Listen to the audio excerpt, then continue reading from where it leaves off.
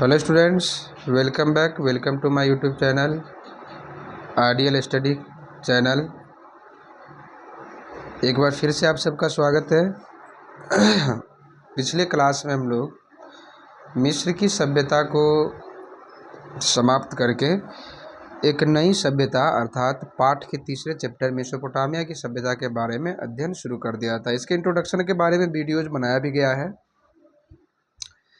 इसके इंट्रोडक्शन की जानकारी आपको मिल चुकी है।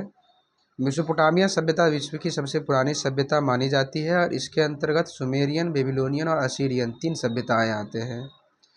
मेसोपोटामिया एक जगह है इस स्थान का नाम मेसोपोटामिया इसलिए पड़ा क्योंकि ये 2 नदियों के बीच का जगह है। इन 2 नदियों का नाम है दजला और फरात, जिसे यूक्रेटीज और टाइग्रीज के नाम से भी जाना जाता है।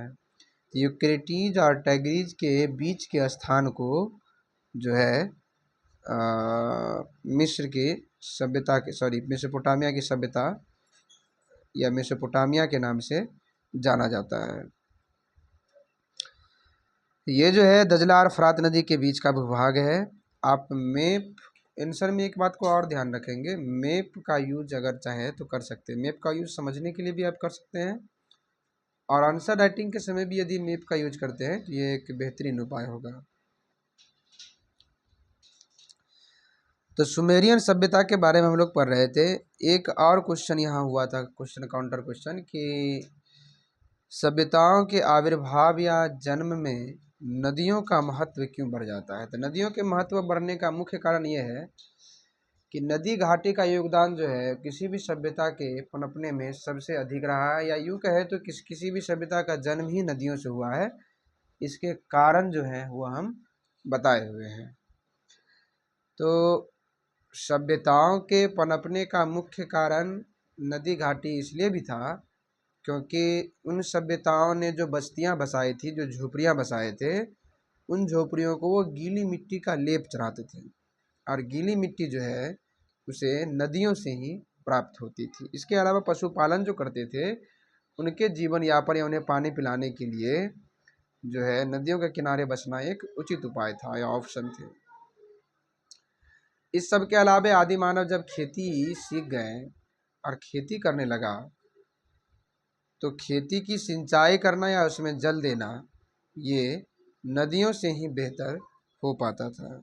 इस कारण भी सभ्यताएं नदियों के किनारे पनपी। तो नदियों के किनारे सभ्यताएं पनपने के मुख्य कारण आप जान चुके हैं।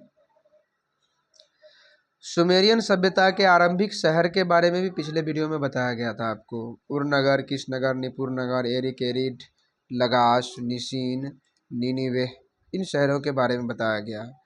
शायद आज अगर हम न्यू टॉपिक की बात करें तो सुमेरियन सभ्यता के आरंभिक शहरों के समाज का स्वरूप होने वाला है और इसमें पहला टॉपिक है शासन पद्धति। तो सुमेरियन सभ्यता के आरंभिक शहरी जीवन में शासन पद्धति की बात करें तो सुमेर सभ्यता के नगरों में रहने वाले समाज का धर्म से घनिष्ठ संबंध था और उनका विश्वास था कि समस्त संपत्ति देवताओं की होती है। जितने भी हमारे पास जो कुछ भी होता है वो सब देवी देवताओं का दिया हुआ होता है, देवताओं का होता है। तो अधिकांश सुमेरियन सभ्यता के अंतर्गत बसने वाले लोग जो है दैववादी में ज़्यादा विश्वास करते थे और उनके पास जो कुछ भी होता था उन सब का वे लोग उन सब के मालिक या स्वामी देवताओं को मानते थे। इस संपत्ति पर नियंत्रण देवताओं के प्रतिनिधि पुरोहित वर्ग का माना जाता था और संपत्ति पर कंट्रोल किसका होता था तो देवताओं का यहाँ जो है दूत माना जाता था ब्राह्मण को। तो पुरोहित वर्ग को इन देवताओं के जो है पुरोहित वर्ग को इन देवताओं के दूत माने जाते थे और उन्हीं को इन संपत्तियों का मालिक समझा जाता था। समाज अपने वो देवताओं के बीच मध्यस्थ की भूमिका से पुरोहित वर्ग को देखता था।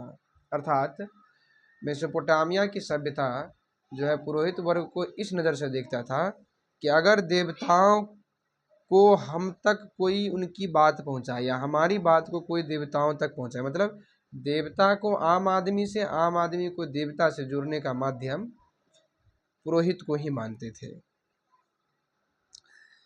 समाज अपनी हर प्रकार की समस्याओं का निदान पुरोहित वर्ग से ही प्राप्त करता था और पुरोहित वर्ग धार्मिक, दार्शनिक, बौद्धिक और वैज्ञानिक रूप से इस प्रारंभिक समाज के नेतृत्व भी करते थे। अतः राजाओं का पद निर्मित होने से पहले नगरों पर पुरोहित वर्ग का राज चलता था। हर एक फैसला लेना, किसी बात पर विचार विमर्श, कोई सेवा शुश्रूषा की बात हो तो उसके फैसले, इसके अलावे मंदिर पूजा स्थलों की फैसले, इन सब के फैसले जो है पुरोहित वर्ग के आधार पर ही लिया जाता था। अब हम लोग जानते हैं प्रत्येक नगर का एक मुख्य देवता भी होता था, उसी देवता का मंदिर नगर में होता था।